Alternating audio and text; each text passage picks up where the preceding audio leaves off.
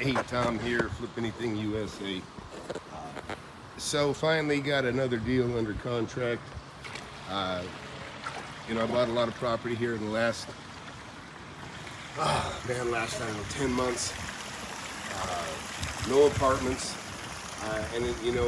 Like Grant Cardone likes to tell people, cash is trash, better to rent than own. I'm the polar opposite. Disagree with everything he's ever said on that stuff. And I think the people that took his advice probably lost their ass big time in 2019 when he said it the most. He'd say, sell your house, houses shot up 30-40%. Cash is trash. And let me tell you right now, if you sold your house, you probably lost a couple $100,000 that you could have made. If you put it in his fund, now you can't touch your cash, and now you ain't got nothing to play with. And now you're gonna miss the opportunities, because there's huge opportunities in a crash. And we're kind of going into a bit of a real estate crash. And some people may argue it. People talk about recession. All of it's on the table, to be quite honest. But the worst part about it is the people that have their home, that locked in that low interest rate, that have cash, they're the ones that are gonna make the money. They're the ones that are gonna make the money.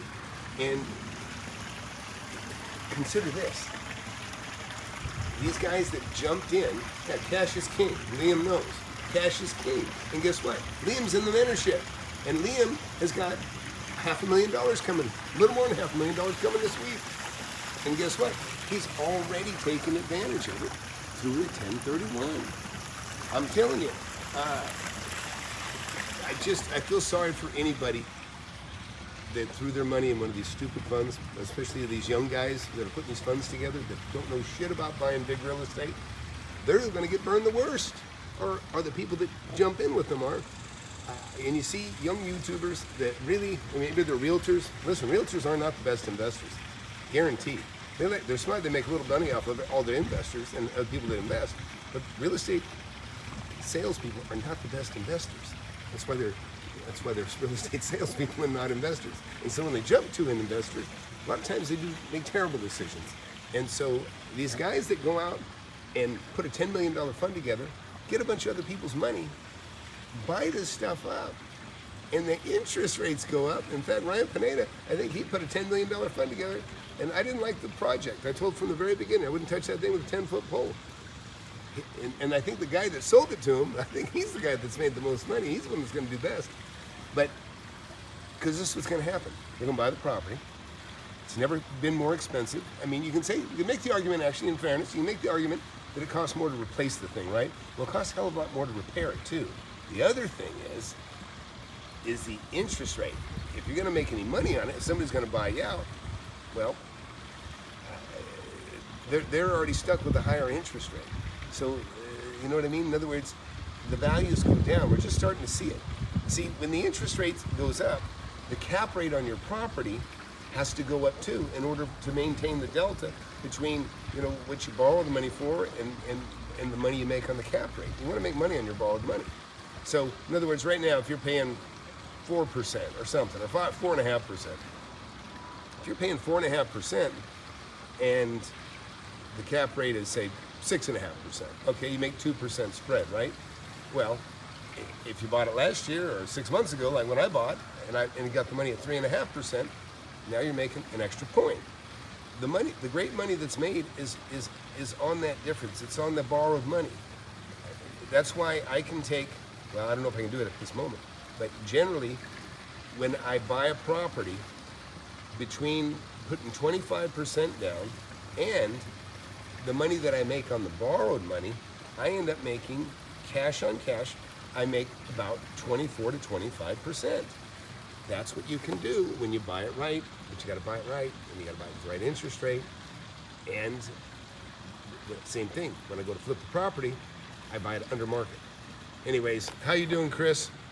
And what's Juwan say? I'm working with a few homeowners right now that bought homes 5 years ago, have already filed bankruptcy 2 or 3 years after buying. Yeah, I'm sorry to hear that. Yeah. Well, they brought or bought homes 5 years ago. I don't know why they'd be hurting so badly, Jermone, if they bought 5 years ago. you know, unless they really made a big mistake. But yep. Anyways, yeah, I can tell you what, you know, when I heard Grant Cardone telling people to sell their homes and invest in his fund, he was freaking out, you know, that day, big time. I thought, God, I hope nobody listens to this guy. And actually, in all honesty, he seemed so stressed, I don't think anybody would have touched him. So let's see, Parker says, Tom, would you be shopping for new properties right now or wait 3 to 6 months to see where things are going? Listen, it's always prudent to be careful, but I put something under contract. Well, I'm still waiting on a signature, but I put something under contract today, and that's all I'm going to say. You know, I'm pretty cryptic until I get things signed, but I got one today. So no, I'm not waiting for anything. Listen, Warren Buffett will tell you, don't wait to invest. And I same way. I invest in real estate like Warren Buffett invests in stock. He doesn't swing at anything. He only swings at the winners. He waits and waits and waits. Thousands of pitches come by, years go by, and he doesn't swing at anything. Then when something comes along that he can knock out of the field, that's when he swings. That's when he buys. And that's how I teach you with my book, Wake Up and Smell the Real Estate, which if you saw the cover, if you saw my thumbnail, that's basically me reading my own book. And guess what? I do read my own book. I even go back and I review some of the lessons that I teach other people, because it's just a good reminder to stay on point. And get this book, folks. You know, you guys write me sometimes and you tell me you ain't got the book yet. I'm thinking, where's your head at? This is $10, okay? And plenty of people have already been on and talked about how much money they've made using this book. Hundreds of thousands, even millions of dollars now. And so listen, spend $10 on yourself. Take a little time to educate yourself. Anyways, I'm going to call it quits right now. But look, Zoom meeting tomorrow for all the people in the mentorship. See you at 10 a.m. tomorrow Central Time. And Chris, everybody come on in. Rich, I won't say his last name. Rich, congrats. He's got his 15 acres under contract. And he's got some other properties listed. And so very excited for Rich. He's got a home run there. And but anything you want to sell right now, if you plan on selling in the next couple of years, dump it now. It would be my best advice to you. Sell it now. I mean, there's some exceptions depending on what you got, but for the most part, if you want to get out of something, you're planning on getting this out, it's probably not going to get much better. You know, understand? We may be on a leveled off time, and maybe even start to come down a little bit. You can still make money. You know, you can still make money in a slightly declining market. You just have to buy enough undervalue that you can turn it, you can flip it, or at least cash flow on it, right? So, hey, see you guys tomorrow in the class. Take care.